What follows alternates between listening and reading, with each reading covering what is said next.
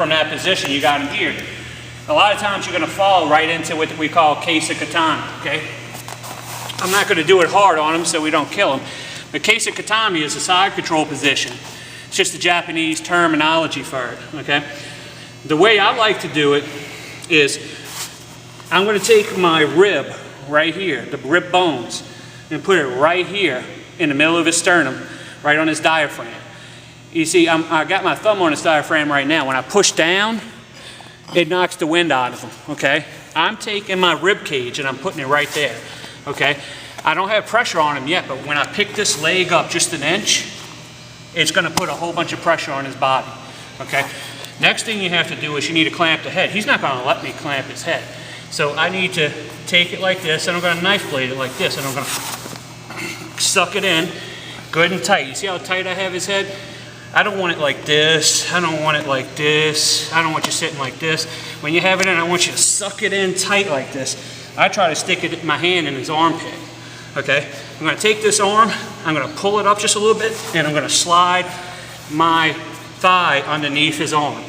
That way, I'm almost got an arm bar right there, okay? Now from here, this is a good control position. Now while I'm coaching you, I got my head up. But when I'm doing it for real, I'm like this. I'm almost got my head against his head, pressing it, okay? I'm gonna take this arm right here, and I can just push it down right here. And that, to sometimes could be a submission if you do it right. I could spin his arm in like this, and then cross my body. That's another submission. If he starts coming across like this and fighting to come across the top like this, with his arm in, I say, great. I hook it like this, and then I figure four my leg, and then I'm gonna take this leg, and I'm gonna shift it behind me like this, and it hurts really bad, okay? I can take my arm, he's gonna start trying to shrimp his butt out that way. I don't want him to shrimp his butt out that way. So I got him laid back flat down.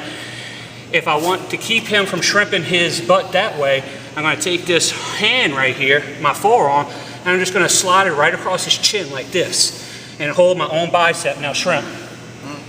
He can't shrimp. Mechanically, his body doesn't allow him to shrimp in this position. He can't move, okay? If I want to choke him, I put it right underneath his chin like this, and I sit forward like this, okay? He starts putting his hand forward too much like this, I grab his wrist right here, I hold it tight, and I do a double wrist lock, they call it. I put my hand on top of my own wrist, and I tighten it in. Now this is pretty tight right here, but to tighten it up even more, I'm just gonna walk to his head like that. You see the pressure on his head? Tapping out is pretty easy from that position, okay? That's just a couple of different submissions. From this position, you can do a lot more, but let's work on a couple of these first, okay? Stop.